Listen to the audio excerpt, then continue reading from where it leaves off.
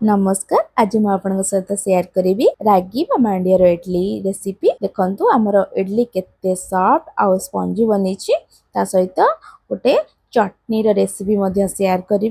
तो video T शेष पर्यंत देखु।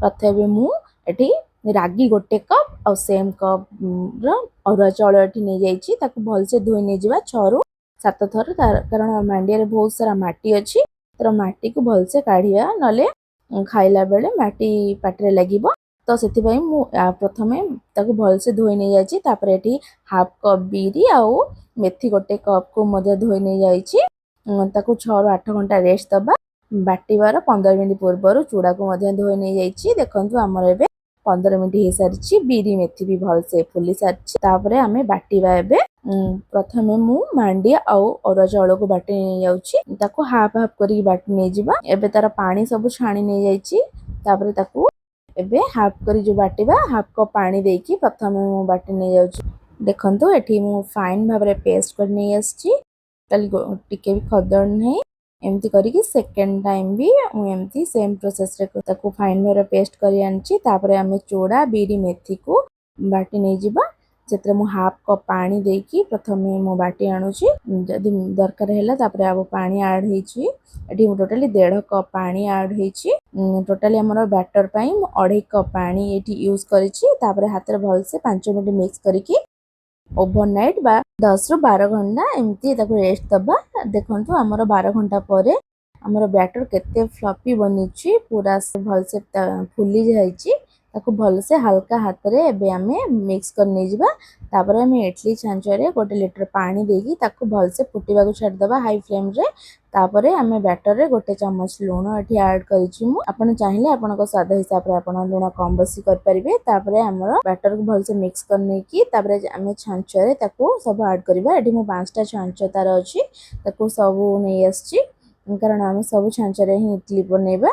प्रथम मु सेतरे तेल स्प्रे कर देउछि तेल स्प्रे कर सला परे तोली साइज रे ताको चारिडे स्प्रेड कर नेउछि एमती करी की बैटर दबा द्वारा हमर जतबे इडली हे सला परे काढीबा इडली सहज रे काढी हे जिवो आउ बैटर टा ट्रे रे चिपकी रहिबो नाही। एमती करी की आमे सब बैटर को एठी ऐड करबा। देखंतु एही प्रोसेस रे मु एठी सब माने इडली छांचो रे बैटर को सब ऐड करी सारी छी। देखंतु तापरे आमे साइज रे केयरफुल भाबरे सब ट्रे रे ऐड करबा गोटा गोटा की एबे ए सब ट्रे को आमे तार स्टैंड रे साइज रे रखि नै जिबा ताको एमती सब केयरफुल भाबरे रखि सारचे आमे। तापरे ताको आमे एबे स्टीम करबा।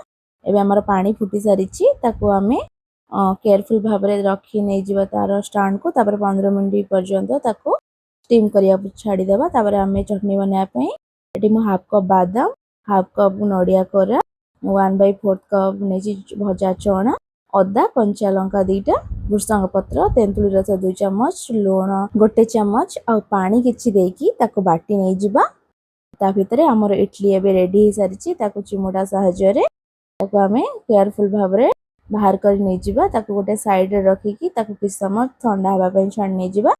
तापरे आमे बाटी की रखी थिबा चटनी को गोटे जगह रे काढी नै जिबा। तापरे तड़का पैन रे गोटे बड़ चम्मच तेल सोरिष भृसंग पत्र आउ बीरी को देकी ताको फुटे नै जिबा। तड़का हमर रेडी हो जाइछि ताको चटनी रे ऐड करी भलसे मिक्स कर नै जिबा। तापरे एबे आमे इडली को बाहर करिया सब इडली को एबे मु गोटे छांचो प्रथमे बाहर कर नै जाउछि। देखंतु हमर इडली चामची सहायरे रे केमती साइज रे बाहर आछछि एई भली भाबरे मेडी सब इडली आउ चटनी को आपन सामने सर्व करूछि। देखंतु हमर इडली केते परफेक्ट बनिछि। आपन जदि मो रेसिपी भल लागुछि त लाइक शेयर कमेंट निश्चिंत करिवे। रहिली जय जगन्नाथ।